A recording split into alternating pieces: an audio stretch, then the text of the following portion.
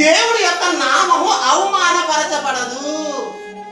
భార్యుండి వేరే ఒక సంబంధం పెట్టుకోవా, అప్పుడు నీ దేవుడి నామం అవమానం. పెళ్ళి అవ్వకుండా వేరే సంబంధం పెట్టుకోవా, అప్పుడు నీ దేవుడి నామం అవమానపరచబడుతుందమ్మా. భర్త ఉండగా వేరే ఒక సంబంధం పెట్టుకోవా, అప్పుడు నీ దేవుడి నామం అవమానపరచబడుతుందమ్మా.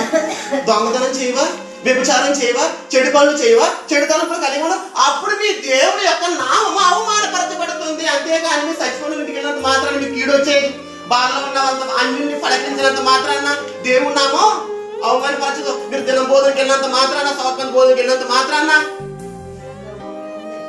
అమ్మా అలాగే వెళ్ళమంటున్నారని నేను అంటలేదు, వెళ్ళొద్దని కూడా. అది ఆ విషయం నాకు తెలుసుమా. ఎప్పుడైనా నీ దేవుడి నామం అవమానపరచబడుతుంది అంటే నీ క్రియలను బట్టే దేవుడి నామం అవమానపరచబడుతుంది. చాలా మంది ఈ లోకంలో ఇలా ఎంత చెప్తున్నారంటే దేవుడి మాటలో. నాకు తెలిసిన ఒక స్త్రీ ఉంది, ఏమ్మ ఇంటికమ్మ దేవుడి కూడా పెట్టలేదు అమ్మాల అన్న. దేవుడికి ఎక్కడ ఉంటాడంటే ఎక్కడ ఉంటాడు.